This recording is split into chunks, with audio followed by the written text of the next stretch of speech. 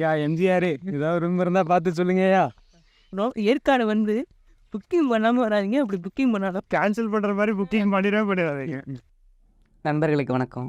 Work pressure விட்டு மனசையும் உடம்பையும் ரிலாக்ஸ் பண்ணிக்கலான்னு நாங்கள் வந்த இடம் தான் ஏற்காடு. அதிகாலை ஏற்காடை நோக்கி கொண்டை வீசு வளைவுகளிலும் பனிபடர்ந்த மேகங்களுக்கு நடுவில் பயணிக்கும் அத்தனை பேருந்து பயணங்களுமே மனசுக்கு புத்துணர்ச்சியும் பார்வைக்கு அழகாகவும் கண்டிப்பாக இருக்கும். இதில் முக்கியமான விஷயம் என்னென்னா, விழா காலங்களிலும் வீக்கெண்டு காலத்துலேயும் போகிறவங்க கண்டிப்பாக முன்கூட்டியே ரூம்ஸ் புக் பண்ணிவிட்டு போகிறது பெட்டர். நாங்கள் ரூம்ஸ் தேடி கிடைக்காம அதை தேடியே ஏற்காடில் பாதி தூரங்களை நாங்கள் ரூம்ஸ் தேடியே கடந்தோம். பல தேடுதலுக்கு அப்புறம் கிடைச்ச பொசிஷன் தான் இந்த அருமையான இடம். கொஞ்ச நேரம் ரெஸ்ட்டுக்கு அப்புறம் நாங்கள் மீண்டும் ஏற்காடு அழகு ரசிக்க நாங்கள் கிளம்பினோம். உசிர பணையை வைத்து ஆட சாகச விளையாட்டும் கண்ண மயக்கும் காட்சி மலையும் பார்த்துட்டு நாங்கள் மீண்டும் ரூம்கே திரும்ப வந்துட்டோம். இதில் முக்கியமான ஒரு பின் குறிப்பு என்னென்னா, தயவு செஞ்சு காதல் ஜோடியில் இருக்கிற பக்கம் மட்டும் போயிடாதீங்கடா பாய்ஸ்.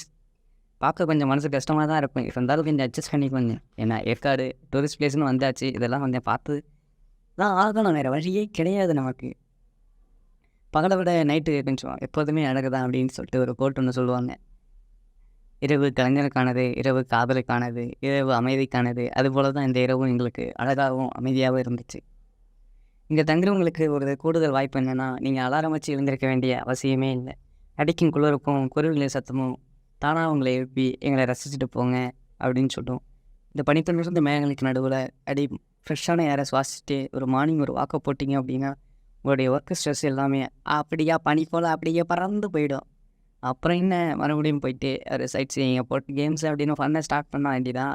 விஆரில் அப்படியே ஒரு வெறித்தனமான ஒரு கேம் போட்டு அப்படியே ஃபேக் ட்ரோன் ஷாட்ஸாக அப்படியே போட்டு தாக்கிட்டு கண்டிப்பாக ஒரு டைம் லேப்ஸை போட்டு முடிச்சா நம்ம ஏற்காடு ட்ரிப்பு ஃபினிஷ். எரிமலையின் மகளே செந்துகளே, ஏன் எரித்தாய் என்னை? சிறு பிழை நான் புரிந்தேன் என்றா கொன்றாய்.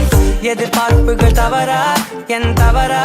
நீ சொன்னான் ஏற்கிறேன், அதற்காக ஏன் என்னை நீங்கி சென்றாய்? அழைத்தாய் என்ன நீ அழுதாய்